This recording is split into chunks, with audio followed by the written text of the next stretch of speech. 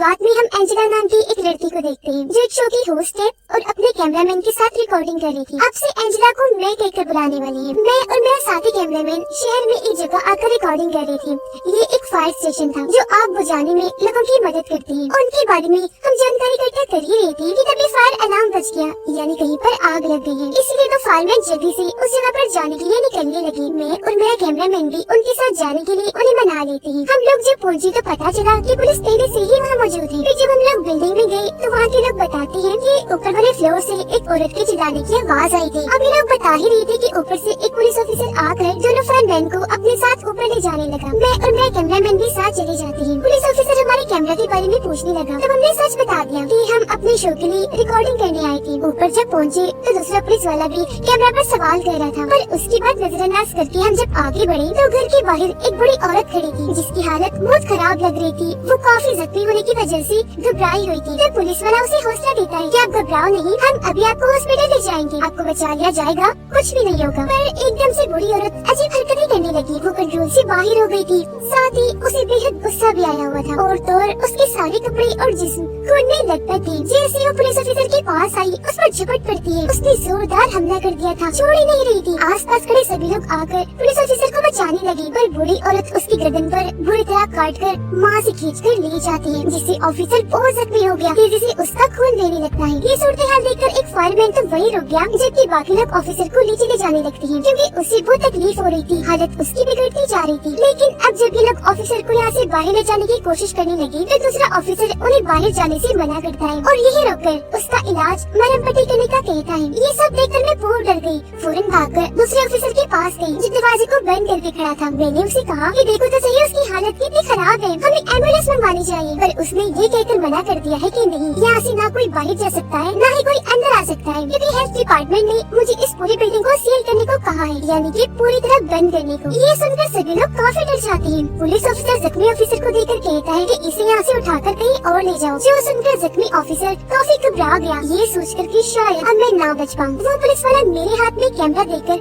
बंद करने का कहता है, पर मैंने उसे साफ साफ मना कर दिया, ये कहते हुए कि वे सब देख ले हमारे साथ यहाँ क्या हो रहा है, बाहर निकलने नहीं दिया जा रहा। जिस पर सारे लोग मेरा साथ देने लगे। इसी वजह से पुलिस ऑफिसर मुझे मना नहीं कर पाया। अब ये सब चल ही रहा था कि तभी ऊपर से फायरमैन आकर गिरता है, जिसकी हालत बहुत खराब थी। उसका भी तेजी से खून बह रहा था क्योंकि उसके गले पर भी काटा ही गया था। ये देखकर सभी लोग और घबरा गए। यहाँ ऑफिसर को गुस्सा आ गया था तो उसने जबरदस्ती कैमरा बंद करवा ही दिया। थोड़ी देर बाद मैंने अपने कैमरामैन को ये कहकर कैमरा ऑन करवा लिया कि अब हम ऊपर वाले फ्लोर पर जाने वाले हैं। जबकि से हम जैसे ऊपर गए पुलिस ऑफिसर और दूसरा फायरमैन पहले से ही वहाँ मौजूद थी, लेकिन तभी सामने से वही इन्फेक्टेड यानी ज़ोंबी वायरस से मुतासिर औरत भागती हुई आती है क्योंकि वो पुलिस ऑफिसर पर हमला करने वाली थी। इससे पहले वो उस तक पहुँचती ऑफिसर उसे 3 से 4 बार शूट कर देता है, जिससे वो वही गिरकर बेहोश हो जाती है। ये देखकर मैं बहुत डर गई। लेकिन जब मैं हॉल में नीचे पहुंची तो मैंने देखा कि दूसरा फायरमैन यहाँ से निकलने का कोई दूसरा रास्ता ढूंढ रहा है, यानी एग्जिट डोर। तब पुलिस ऑफिसर वहाँ आकर फायरमैन को ऐसा करने से मना कर देता है। इसी के साथ वहाँ ऐलान होता है कि सारे के सारे मेन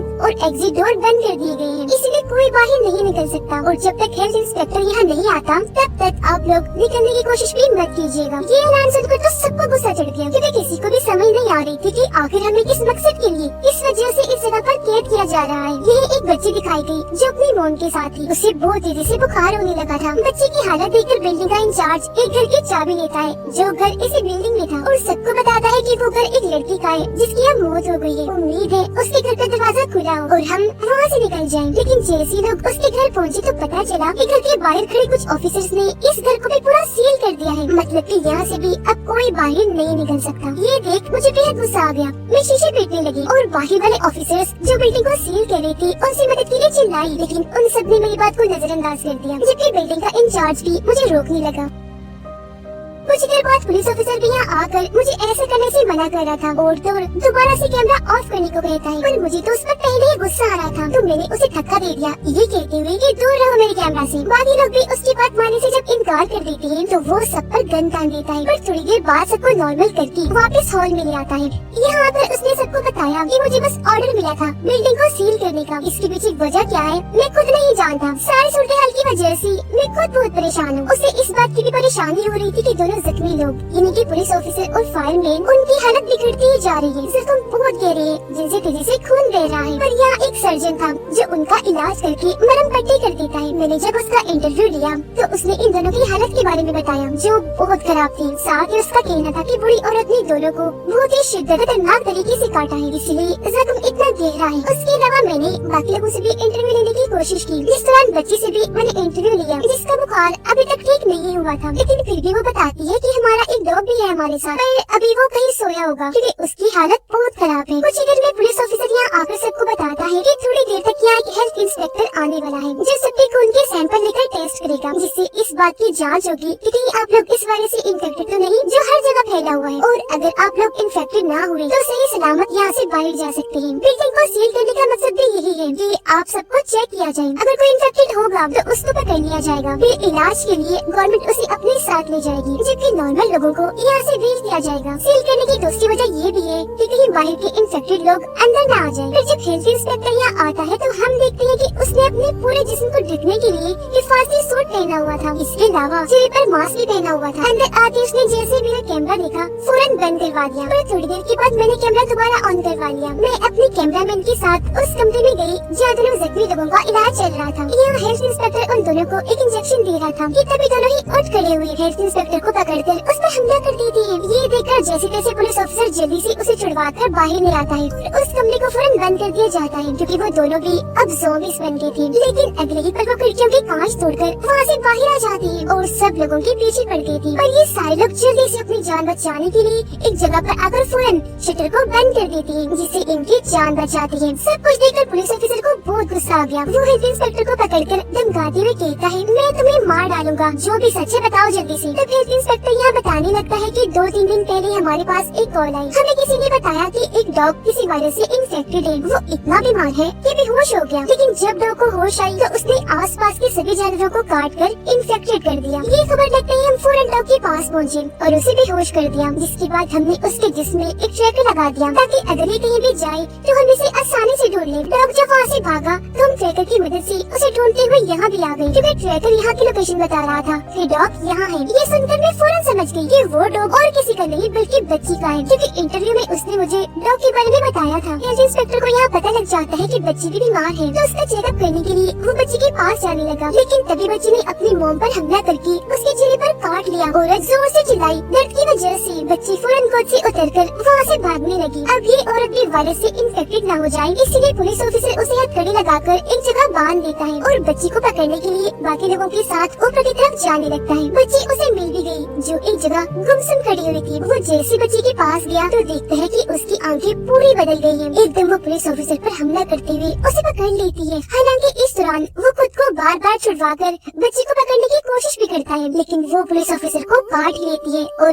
अब वो भी इन्फेक्टेड हो गया था। ये देखकर फायरमैन वहाँ से भागने ही लगा था कि तभी सामने से वो इन्फेक्टेड औरत आकर जोर जोर से चिल्लाने लगी, उसे डराने की कोशिश करती है। इससे पहले वो उस पर हमला करती फायरमैन ने उस पर वार करके वहाँ से भागने की कोशिश करने लग जाता है। तभी उसे मैं और कैमरामैन मिल गए और अब हम सब मिलकर हॉल में आ जाते हैं। ये हमने बच्ची की मोम जिसे हथकड़ी से बांधा हुआ था उसे छुड़वाने की कोशिश करने लग गई क्योंकि वो इन्फेक्टेड नहीं थी, अभी ठीक ही थी, पर काफी कोशिश के बाद भी मैं उसे नहीं छुड़ा सकी। इतनी ही देर में बाहर के इन्फेक्टेड लोग यानी ज़ॉम्बीज़ शटर खोलकर अंदर आने की कोशिश करने लग जाते हैं। ये देखकर हेल्थ इंस्पेक्टर जल्दी से ऊपर भाग जाता है। फिर मैं और फायरमैन शटर बंद करने की कोशिश करने लग गए, पर जब हमसे नहीं हुआ तो हम भी जान बचाने के लिए भागकर ऊपर चले गए, जिसके फौरन बाद शटर खोलकर सारे ज़ॉम्बीज़ अंदर आ गए। वो बच्ची की मोम को काट लेते हैं। तभी मुझे और फायरमैन को ख्याल आया कि यहाँ तो एक सर्जन भी था जो उनका इलाज कर रहा था और वो हमारी मदद कर सकता है, इसलिए फायरमैन जल्दी से सर्जन के पास गया, लेकिन उसे पता चला कि सर्जन तो खुद इन्फेक्टेड हो गया है, इसलिए फायरमैन भी वहाँ से भागने लगा।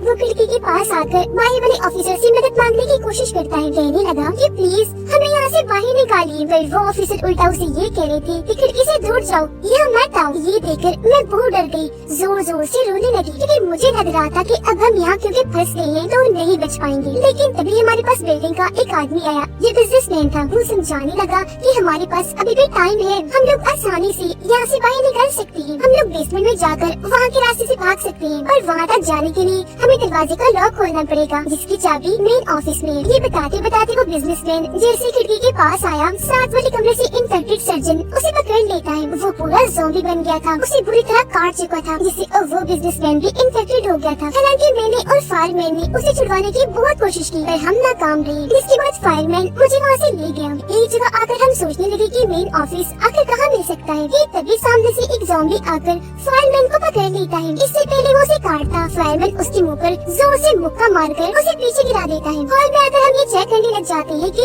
आखिर मेन ऑफिस किस फ्लोर पर है। हमें पता चला कि वो ऊपर वाले फ्लोर पर है, लेकिन हमने देखा कि बच्ची की मोम जो सीढ़ियों से बंधी है वो पूरी ज़ॉम्बी बन गई है। बच बचाकर हम जैसे ऊपर जाने लगे, वो हम पर हमला कर देती है, हमें पकड़ने की कोशिश करने लगी। लेकिन हम जैसे तैसे ऊपर चले ही गए और मेन ऑफिस तक जाने लगते हैं। इसी बीच सामने से एक और ज़ॉम्बी आकर हम पर हमला कर देती है। उसने मुझे पकड़ लिया, लेकिन इससे पहले वो मुझे काटकर इन्फेक्टेड कर देती। पीछे से फायरमैन आकर उसे पकड़ लेता है। वो बाजू से उसका गला जोर से पकड़कर बेहोश कर देता है। तभी यहाँ मेरा कैमरामैन भी आ गया और हम तीनों अब ऊपर एक कमरे में आ गए जहाँ बहुत अंधेरा था। कैमरामैन ने जैसे कैमरा ऑन किया, यहाँ पर वो बच्ची थी जो इन्फेक्शन की वजह से वो ड्राउनी लग रही थी। उसका पूरा जिस्म, कपड़े, यहाँ तक कि मुंह भी खोलने लटपट था। कैमरामैन क्योंकि उस पर लाइट मार रहा था, इसीलिए वो उस पर हमला करने के लिए बढ़ी, लेकिन पीछे से मैंने और फायरमैन ने उसे पकड़ लिया। फायरमैन उस पर टांगों से इतनी बार वार करता है कि उसकी मौत हो जाती है। इसके बाद हम आगे बढ़े और आखिरकार मेन ऑफिस तक पहुँच ही गए। अंदर आकर मैं चाबी ढूंढने लगी। फिर आखिर काफी कोशिशों के बाद मुझे बहुत सारी चाबियां मिल गयी, लेकिन तभी मेरा ध्यान